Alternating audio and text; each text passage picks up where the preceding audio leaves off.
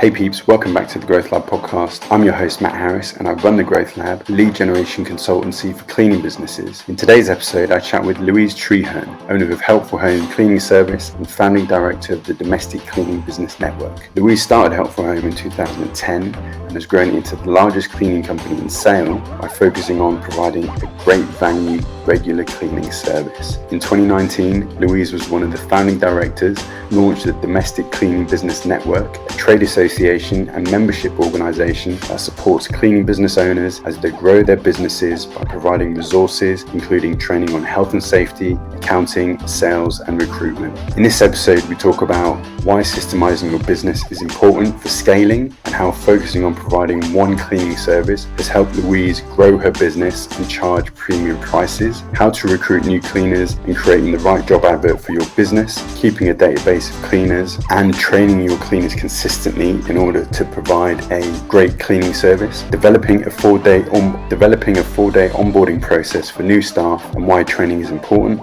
recording data, tracking KPIs and how to maintain cleaning standards, and starting the DCBN in a service station with a mission of increasing the floor price of the domestic cleaning industry. For weekly tips on lead generation and insights on the most successful strategies, tools and tactics to help grow your cleaning business, sign up for the Growth Lab newsletter via the link in the episode description. You ready? Let's dive in. Hi guys, welcome back to the Growth Lab podcast. I'm very happy to welcome Louise Trehearn to the show. Louise, rather than me giving you a big old intro, why don't you tell us a little bit about yourself and how you got started with your cleaning business? Thanks, Matt. Lovely to see you. So my cleaning business started when I was pregnant back in 2009. It's amazing. For anyone that starts out in cleaning, you're working in beautiful houses. If you do domestic, beautiful houses. I was working with people that are became my friends. Oh, it was the best way of life ever. And then you start taking on stuff and it starts growing and you've got all these hopes and dreams that your business is going to grow bigger. And then it starts getting really hard and then you want to quit.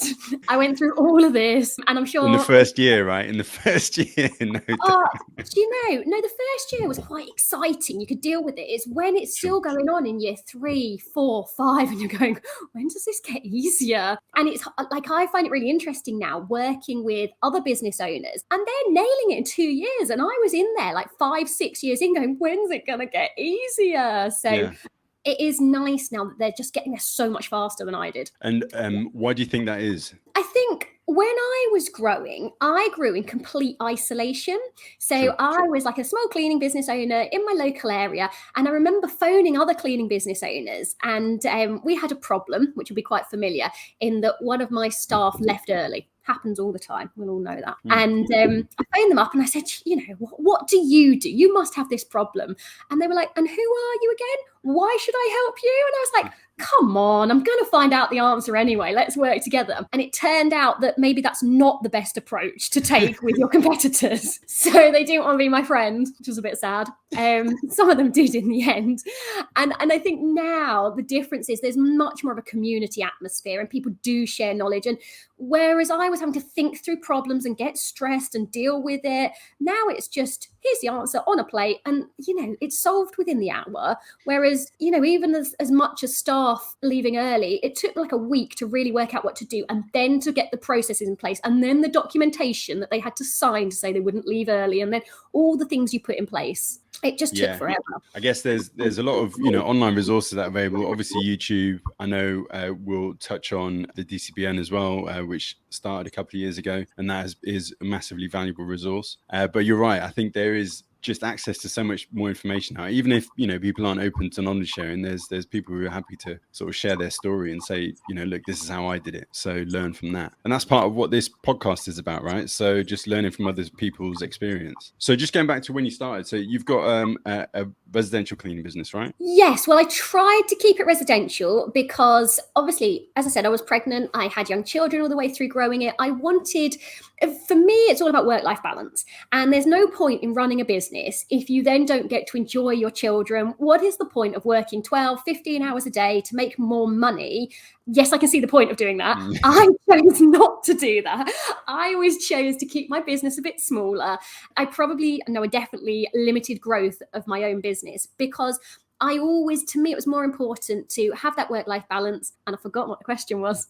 I just said, so you've got a resi cleaning business. So Yeah. how did you go about like winning your first client? Oh my goodness. So you remember this was a long time ago, Gumtree. So back then, Gumtree was free. So this was a long time ago.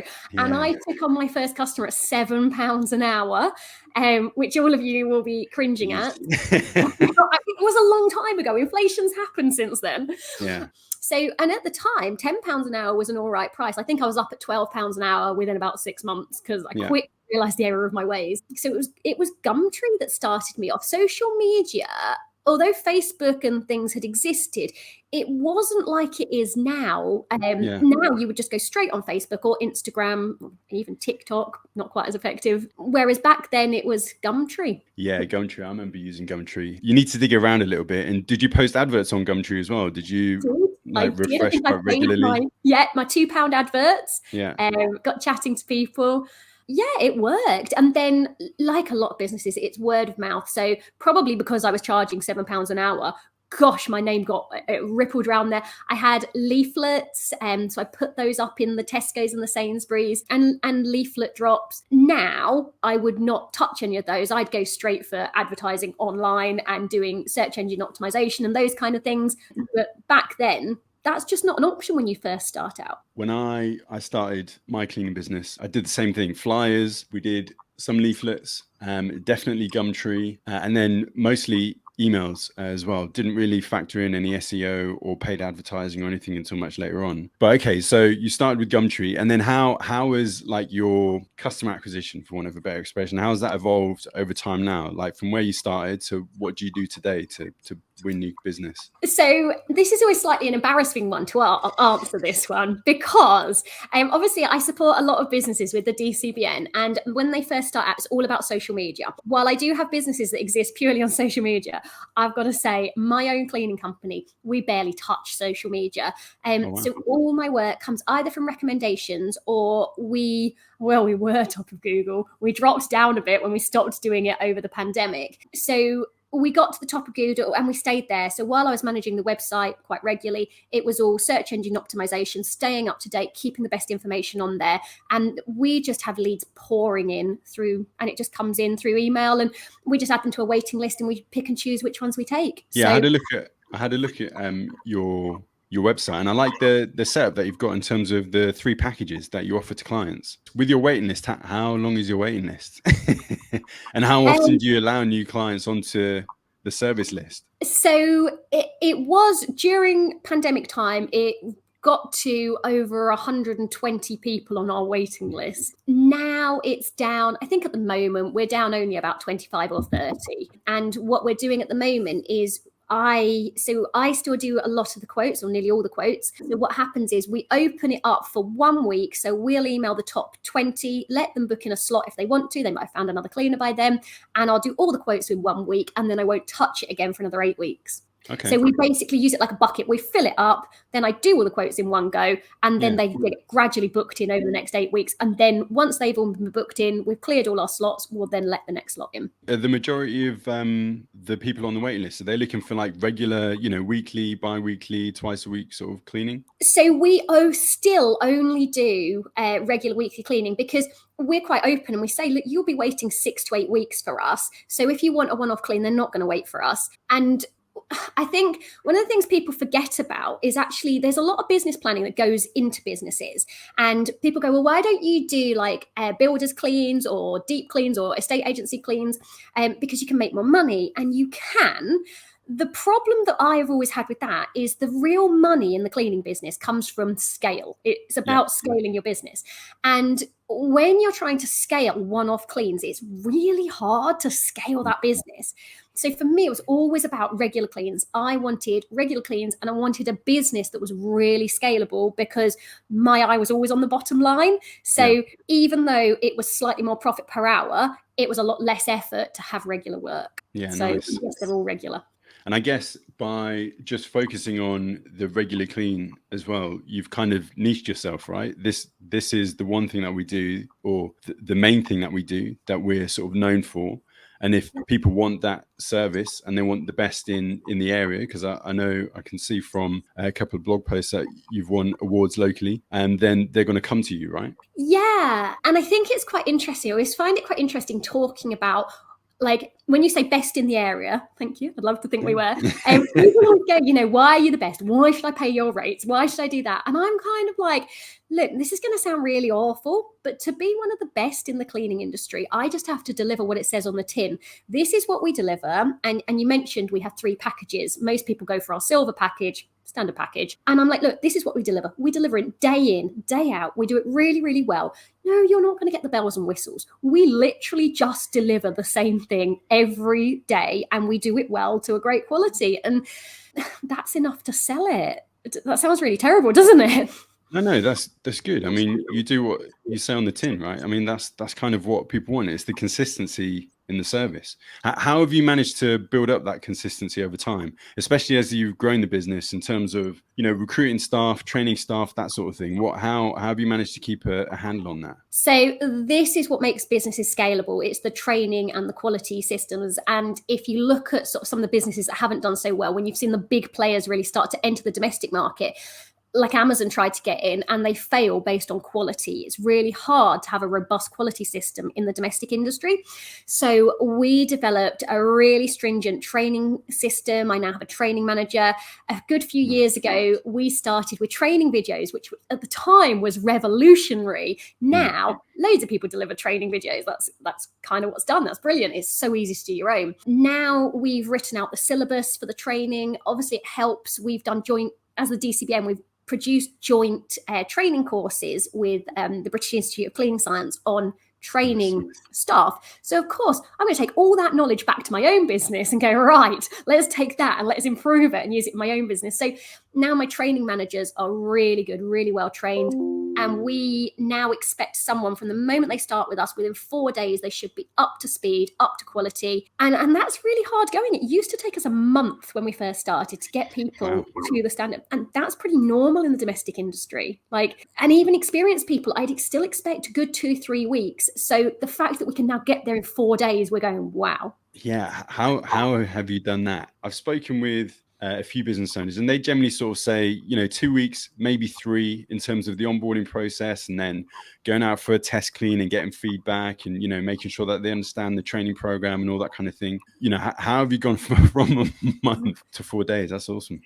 So first of all, you have to systemize your entire business. So as I said, we deliver one clean. So my staff don't have to learn loads and loads of different things. They just deliver one clean, no matter what the house is, no matter what the circumstances, they deliver the same thing. Every lounge is done the same way. Every kitchen's done the same way, no matter what the customer wants. If they want a variation, go with a different company, which makes it easier because I'm then not training 5 or 6 different processes. And we do this on deep cleans. Well, we don't do deep cleans. So you get a first time clean and that's it. And then what we realized is that when you're trying to train people, so I think as business owners, we all focus on money, money, money. And when people are training, we're aware that they cost us money. So what happens is we go out into a house and we go, wow, you know, I can't just stand here watching them. I better clean as well. And so you as the trainer are then half watching them, or they're stood watching you. And can I just say, nobody learns by standing there watching you.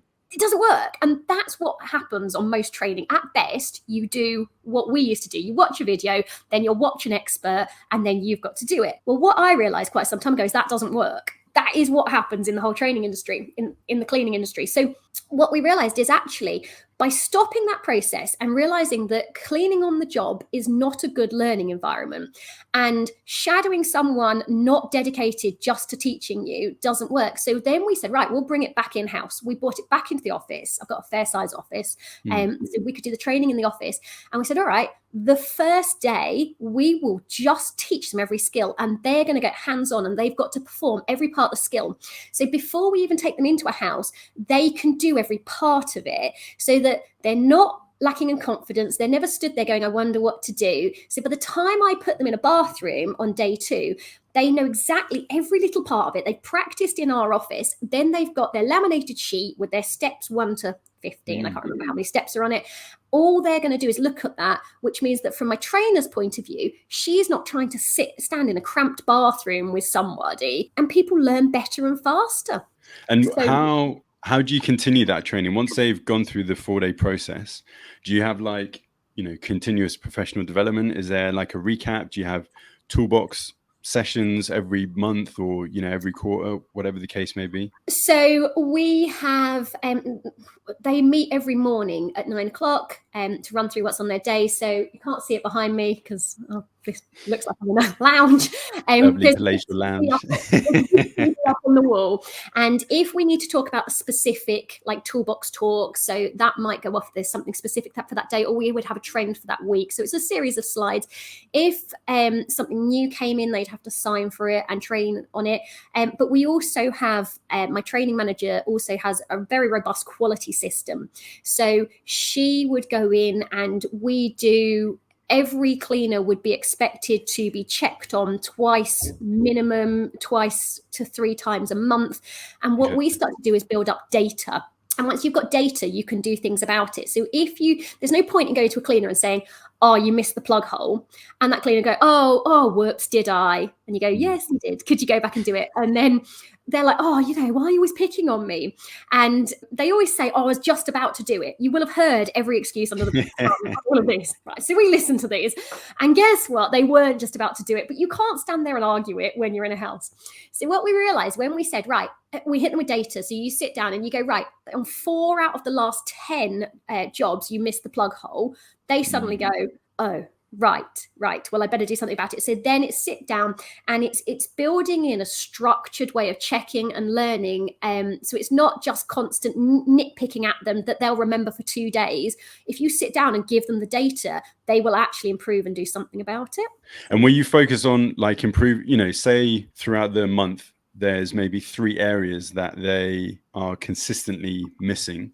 Will you focus on one area at a time to make sure that they improve that area first? Or will you like roll them up into, I guess, one correction and say, look, these are the 3 areas, like recap in terms of the training that you need to do here and here, and make sure that, you implement that in the next month going forward so that, we can get your quality checks back up to. If I was finding 3 areas, something's going a bit wrong. Like I wouldn't expect to find 3. But if I was finding 3 areas, I would be going, well, what's the underlying cause here? Because 3 is a lot of areas to be consistently going wrong on. So I would be going, well, what's the underlying cause?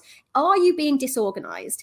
And actually, and that's the most common one. Actually, you're approaching this entire clean completely wrong. If you are disorganized about a clean, then you're not being systemic, which means you're missing 3 areas. So would I tackle all 3? If I had 3, I'd look for the underlying cause. If I had 3 and we were tackling the underlying cause, you'd probably find those 3 would get fixed from that. I don't know. I don't have 3 at once normally. An underlying cause. Speaks for itself, right? Which is the process is pretty robust. And normally there would be, the underlying cause might be something's going on at home, or, my child's not sleeping. And so actually when you drill down, they don't suddenly turn into bad cleaners. That's just not what happens. So there's a reason that, to get to the standard that they were at in our company, they will have already had to have met so many parameters and standards. So for 3 to go wrong at once, there's something big going on behind the scenes. How do you maintain, I guess, the collaborative environment within the business? You mentioned having the cleaners meet every morning. Is that right? Every morning. Do you have a lot, doesn't it? Yeah. So it sounds like a lot. We don't have a big meeting, but what they would do is they come into their office. We actually have them arrive anytime between 8:30 and 9:15, depending on school pickup, school drop off, whatever they're doing. They all work in pairs, and they would meet. We have whoever is the manager for that day would then meet them, say hi. They pick up the kit from the office. They pick up their few keys for the day. They pick up their notes on their houses. Generally, they know the houses better than we do, so they tell us, which makes our lives easier. And then they'd set off. So they might only be in the office for a total of 5 minutes. But we set up teas and coffees. Some of them like to sit and have teas and coffees. We've got, Greg's across the road. They'll have a bacon butty. So they have a chat, and it's quite nice for them. They like to get in early and have a chat. They don't want to run straight off. No, that's quite nice. And how do you collect the data? You mentioned collecting the data points. What's the process for that? What do you use? Is it app based? Do you use feedback cards? I don't know what. We have the full range. So yes, we have feedback cards, but really feedback cards are when it's really going wrong. So we leave a feedback card after every single clean. And the reason we do that is a customer, quite often they don't want to complain. So by doing feedback cards, what they'll do is write when there's a little niggle and they don't want to get the staff into trouble. So they'll leave you a little bit of feedback. And so we do that, but you know as well as I do, customers don't like to say anything. So by the time they say something, that problem's pretty endemic. It's been going on a while and it's happened all over the place. And actually, when you look back, you probably had cancellations over that problem long before. Yeah. So that I would expect the quality manager to pick up on these. So she obviously has, well, we have an app and we have paper. Sometimes it can be a bit dubious as to whether the iPad works. So sometimes she does it on paper and it will come back and be put on the computer. And she just has a rating system for how she would rate the quality of the clean. Okay. And she would break it down and write any specific notes. And so just taking a step back before people train, like how have you found recruiting to grow your business? Because that is, two of the most common challenges that I've come across is either finding more clients or finding more cleaners. How have you managed to? So it's always a seesaw, isn't it? Yeah. It's one or the other. It's either customers or cleaners. It's hard. I would say recruitment's always hard. We're quite lucky in that where we live is a very high population density. So there are quite a few people around. That being said, trying to find the caliber of people, we don't just want cleaners. We want good people with customer service. We want them representing us. I want them only to work the hours we work. They've got to want exactly what we deliver because, as I said, we only work very set hours. We only deliver one thing. So they sort of absolutely must fit into our box. So sometimes I've been there screaming at the other director going, for goodness sake, could we not work slightly different hours? Recruit people that wanted full-time hours. And so in terms of recruitment, though, it's constantly thinking outside the box. So we've got leaflets up in all the local shops saying, we're looking if you want a job. It's on all the Facebook. We work with the job centre. We work with other job agencies. So that can be really good. The agencies that want to get people into work. Yeah. Obviously, Indeed. I mean, we talk about this, we train on this. So little tricks like if you're going to advertise on Indeed and you've saturated your area because you've been advertising there for 2 or 3 years or 10, starting to advertise in slightly different areas, and then you start to get slightly different candidates. How you advertise on social media, what we've realized is you cannot just whack out your classic job advert. It's about engaging with people and engaging in quite a different way. I've tried all kinds of things, being witty, funny. I even tried being dirty on some adverts. It didn't work any better. Don't bother. I mean, there's lots of jokes you can make about cleaners. I did it. Didn't help. Classic. And do you build a database? When people apply for the roles that you're advertising for, do you add them into a database and just, send emails out every month, every couple of months, just, giving them an update as to availability or that sort of thing? Or is it just when you post, you're posting to fill a role there and then? Well, the role seems to constantly exist, if I'm really honest. Yes, I'm posting to fill a role there, but it's always there. Shouldn't say that, should I?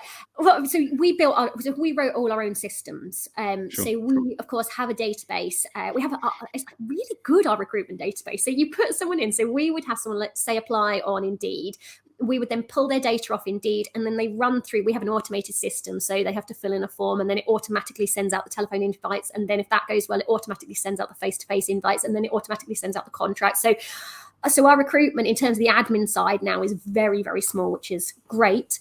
So as long as we can get enough people into the funnel to start our recruitment process, it's amazing. Over the years, obviously, when I was doing it on Indeed, it had a database for us, and it used to allow you to download every applicant into an Excel or a CSV or Excel file. And just before they stopped it, I downloaded every applicant from the last 8 years. So I had a whopping great big database. They don't allow you to do that anymore, I don't believe. Do you know? All right. I don't know. So I built my database, which then made it a lot easier. To be fair, when you've been recruiting in the same area as long as we have, most people have kind of heard of us. So the trick to recruitment is basically just do a lot of it. Consistently. Not in fits and starts. Do a lot of it. How you do it, it's going to work, isn't it? Yeah, no, that's good. But do you not think the problem with recruitment is the motivation? It can be really demoralizing when you've worked 20 hours that week trying to recruit, and at the end of it, you've got no one. Honestly, when you say fits and starts, I'd take a few days off at that point and go, well, it's not working anyway. What's the point of me doing it? I know it was always the biggest thing. I think even more so than finding new clients, I found was the recruitment aspect, especially when the whole Brexit thing was going on. Like there was a noticeable shift from 1 year to the next, where we had maybe 50 or 60% less applicants through all of our efforts, and that that has a significant impact, right? And then, like you said, you do have to start thinking outside the box and looking at other avenues to finding staff, or maybe even working with contractors, because we did a lot of commercial cleans. But yeah, I think the recruitment aspect, if you've got a solid system set up, which I guess you've developed over time, then it does kind of help. It won't always answer your problems, but at least you've got a reasonable comfort blanket to make sure that you can do it consistently, right? Yeah, I think the system helps in that the system, for me, the hardest thing about running a business is it's very emotional. I don't know if you find this. It's quite hard. It's ups and downs. It's roller coasters. So by having the system, you know that you've got to enter in X amount of new applicants per week.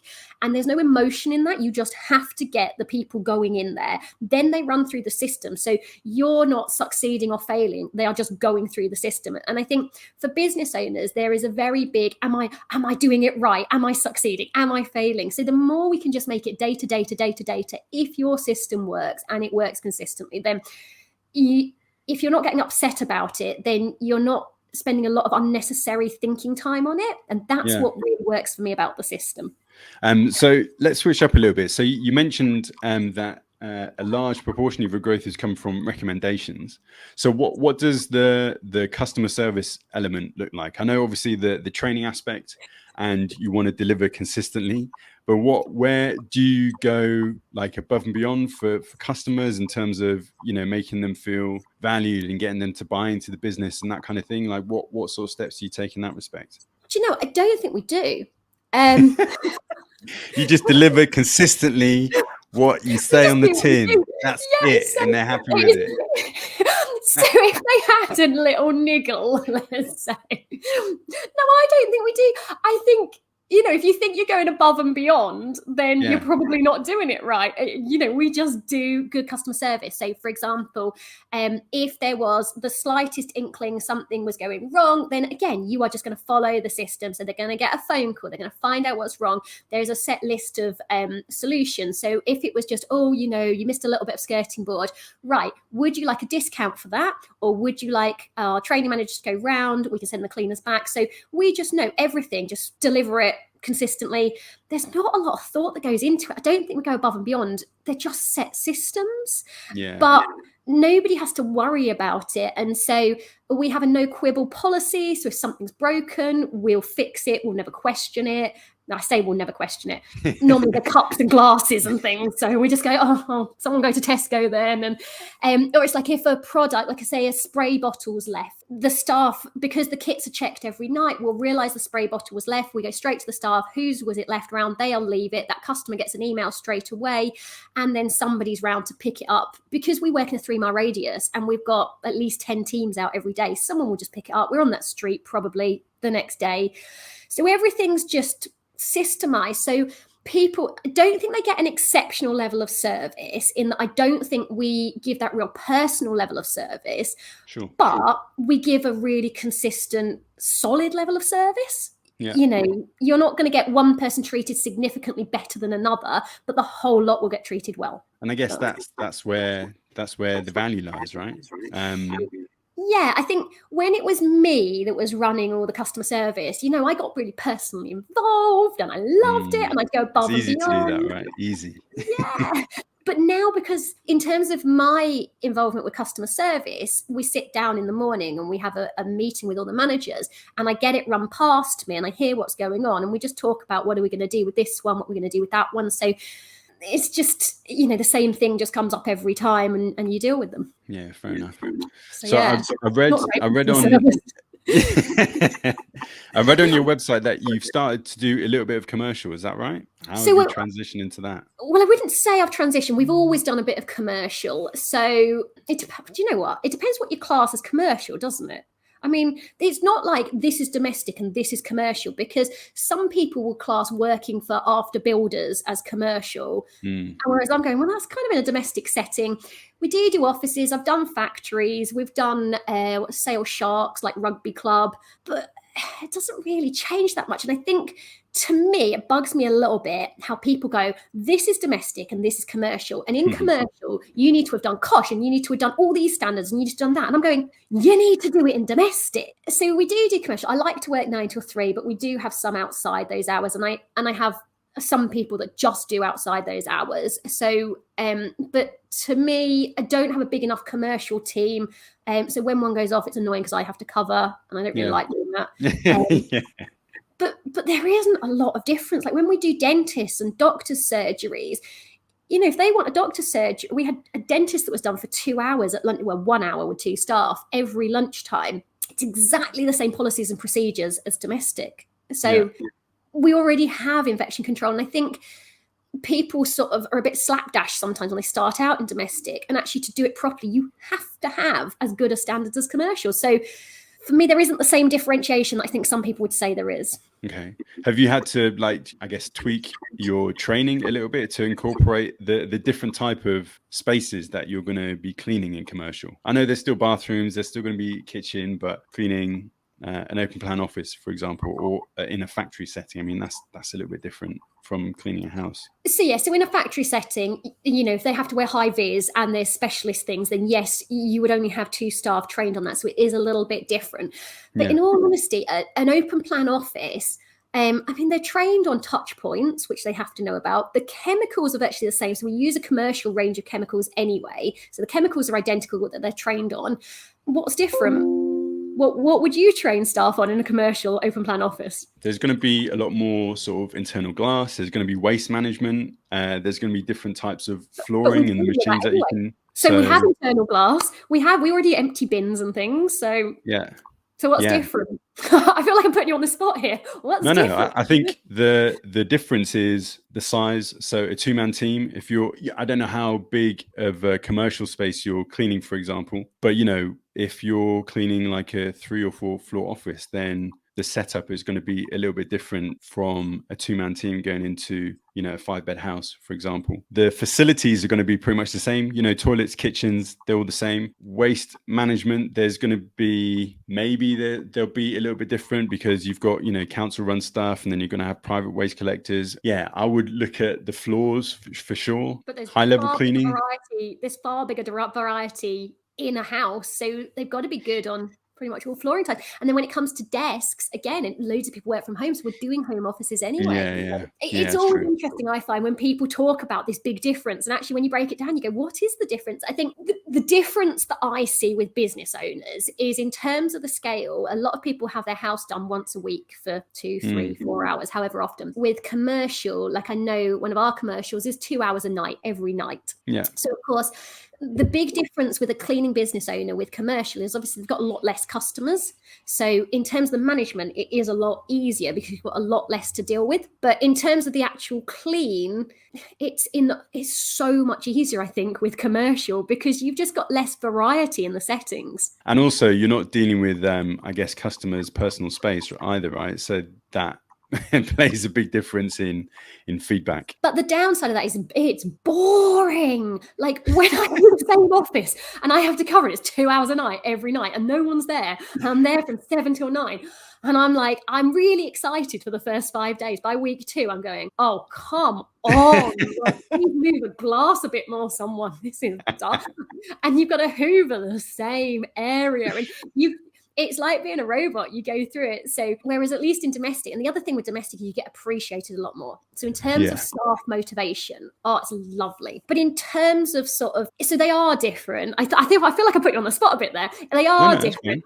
I can see that. But in terms of the training for staff, in my mind, domestic is a lot harder. So when we put domestic on commercial jobs, domestic staff on commercial jobs, they get bored out of their mind. They don't want to clean desks all day, but it's easier, and it's physically easier as well. Yeah, that's true. So look, one thing you mentioned a few times was the DCBN, and obviously the training facilities through that. Do you want to explain a little bit more about what the DCBN is, how it got set up, and how you managed to get involved in that? Yes. So we started in October 2019. I think we first met. It was myself, Diane Greenwood, and Cremena met in a service station on, I think, the M62 over to Leeds. And where all good associations start, in a service station. And they were available, and they had worked in a trade association for domestic cleaning previously. So I approached them and I was like, let's do it. Let's set it up. And they were like, no, Louise, it's really hard work. And I was like, come on, people need us. The industry needs some more support, and someone representing them, and someone fighting for some of the causes that, none of us want to take on individually. And eventually they sort of got ground down and agreed to meet with me. I remember being sat with them and we discussed a lot of the problems in the industry. Things like, there are cleaners charging £10 an hour. How do you fight against those? And we're not getting represented. The VAT situation for domestic cleaning is just ridiculous. And things like that. And I remember sort of sitting there, and I felt a bit like Evita, where these are all the problems, Louise, you go off and solve them. And I was like, I can't solve these problems. How do I stop an entire industry undercharging? How do I, start tackling that? And I had about a list of 10 problems. And I remember one of the things that we started to do with the undercharging problem, we looked at why people were undercharging.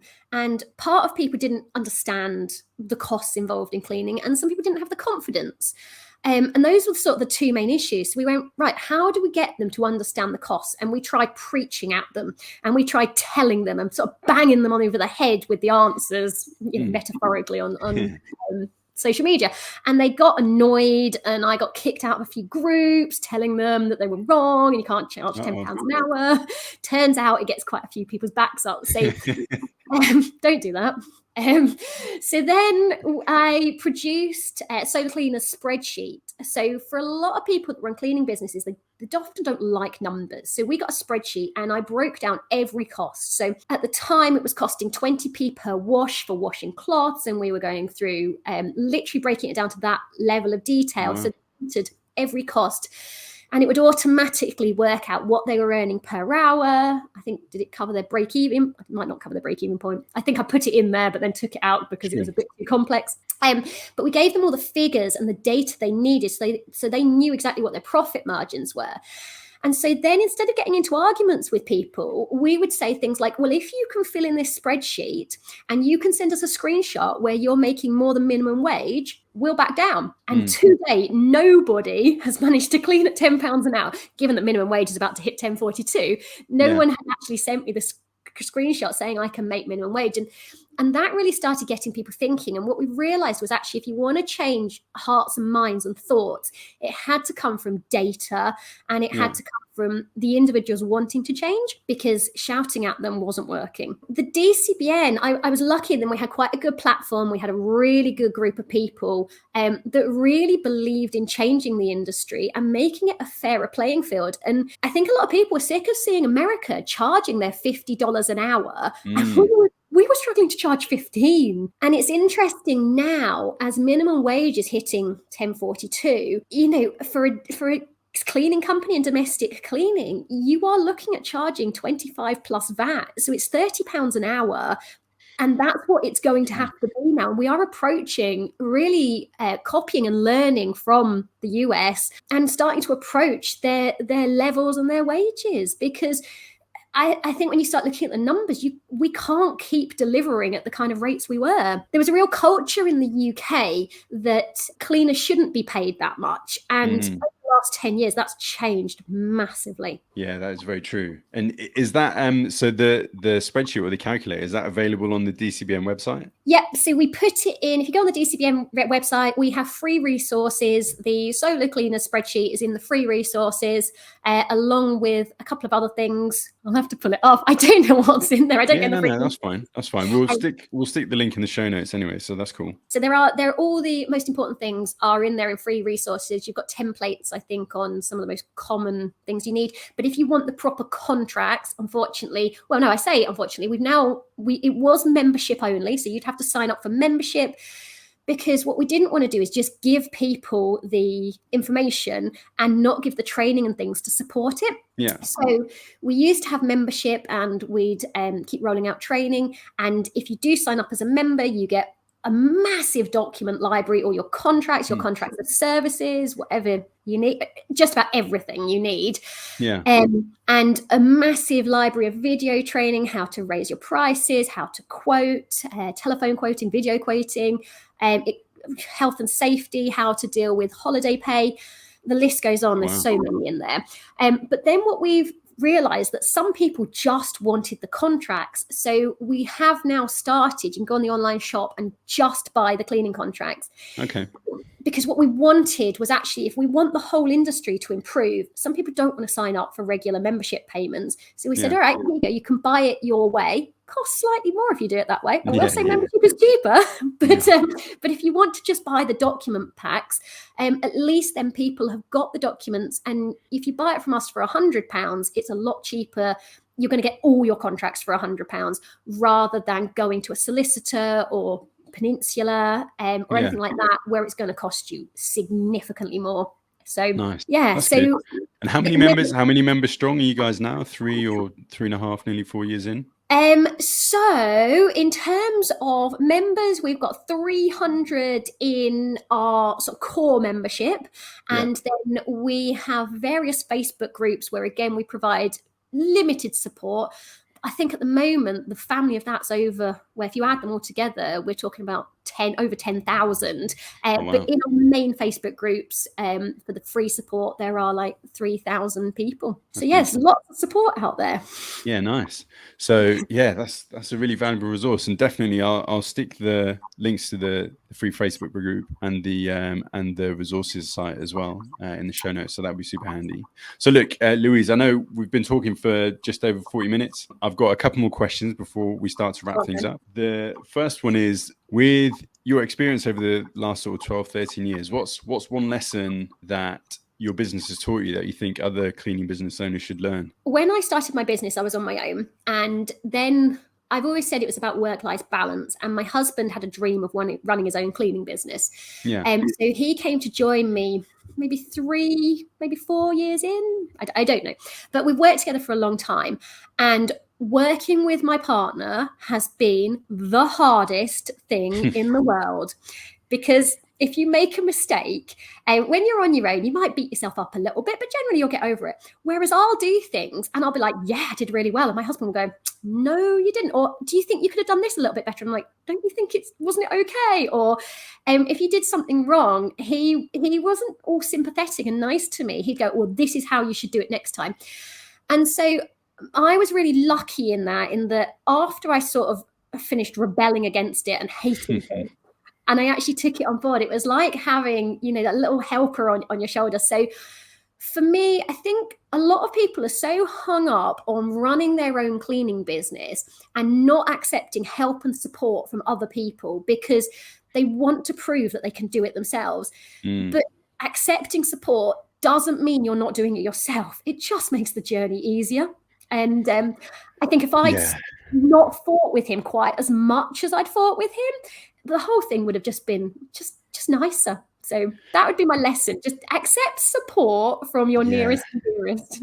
Yeah, I agree to that. I think it took me a good 3, 4, maybe even 5 years to kind of accept any support because, like you said, I was head down. I can do it all myself. It's fine. And actually, having a team for one, but having a support at home just makes the whole thing not easier, but more manageable, right? Because you can just bounce ideas off, or even just have a rant as and when you need to. So yeah, I second that for sure. Yeah, and I wouldn't call it delegating, because when you work with your partner, you can never.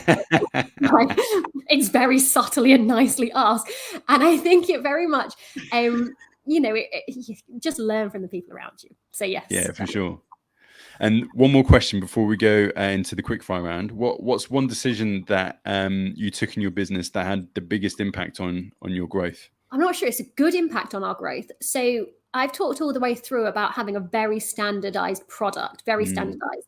I will say that has restricted our growth quite a lot. So we always focused on having the very best quality. It meant we hadn't grown as much. So, but the plus side of that is, in terms of prices, we can charge an absolute premium, because we do provide a really good quality. Despite me saying our customer services aren't above and beyond, it is a really good quality for what we deliver. So I think a lot of people focus on growth, and they're not looking at the bottom line.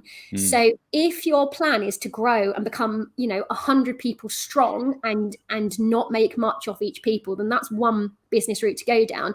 But what a lot of people do is find that they can't manage more than 10 to 15 people, particularly in domestic. And they're going, well, I'm hardly making any money. And so my advice on growth is, remember what you're growing, and just growing a team isn't really growth. The only thing that matters is the bottom line. And you can do that without having a massive team, would be my thoughts on growth. Cool. And look, I'm going to ask you one quick fire question, which is, what are the 3 non-negotiable skills that you think have been essential to growing your cleaning business? It's got to be. So I think of business like a game. So it's just like a big game of Monopoly. It's kind of remembering that, let's be honest, right? Cleaning's not that important. It's not life or death, right? If you mess up, you mess up. So my number one skill is just remember that it's just cleaning, Yeah. Let's not take ourselves too seriously. I do take it very seriously, but at the same time, when it comes down to it, it's just cleaning. And the other thing is, you're totally replaceable, or you should be totally replaceable. So yeah, it's kind of an attitude of, it's just a game, and play around with your business. So when there's different options, just play with different options. Try 1, 2, 3, swap it around, keep it exciting. So yeah, that's one. Okay, what's another skill? Resilience. Go on, you can do 2 more. Okay, so resilience. It's hard. If it's not hard, you're not really trying. You're not pushing yourself. It's hard.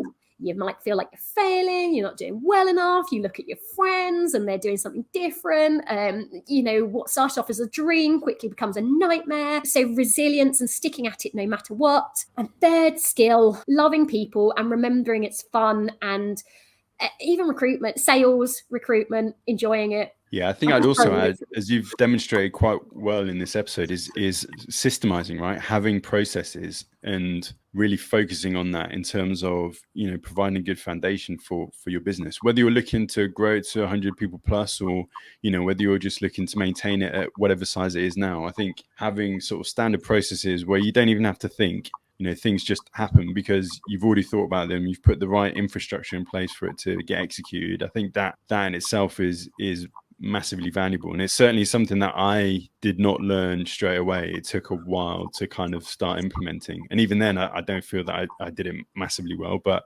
you learn from those experiences, right? And you kind of implement it going forward. Yeah, you learn and you keep going, I can't keep doing the same mistake. There's got to be at some point, or there's a point where you're sending out the same email, and then you go, right, well, I'll template it. And then you go, it's really annoying that I'm sending out this template. What can I do to develop so I just press a button so it goes out? And then you start to automate, and this is where it gets really exciting with like Zapier, or if you're using Microsoft Power Automate. So I love it. This is up your street, isn't it? You love a bit of it. Yeah, I do. Cool. Look, Louise, thank you very much for your time. We've been going nearly an hour. Where can people find out more about you online? What's the best place to get in touch? So the DCBN, just www.dcbn, Facebook, TikTok, Instagram. You can go on all the socials. Look at you, all the socials. Yeah. You can just connect with me personally at Louise Trehearn. Anywhere you want, really. We're on the whole lot. So Cool. Just look up DCBN. Perfect. Well, look, Louise, thank you very much for your time. So it was a really great episode, and hopefully we can do this again soon. Thank you, Matt. Lovely to speak to you. Thanks to Louise for joining us on the Growth Lab podcast, and thanks to you guys for listening. You can access the show notes and additional resources via the link in the episode description. And if you enjoyed this episode, please share it with others who you think will find it useful across social media, or leave a rating and review on whatever podcast platform you listen to. You can also follow me on Twitter and Instagram at @Iam_Matt Harris. That's MATTHARRIS, to catch all the latest from the Growth Lab and how to generate more contract opportunities for your cleaning business. See you next time, and remember, if your cleaning business isn't growing, it's dying.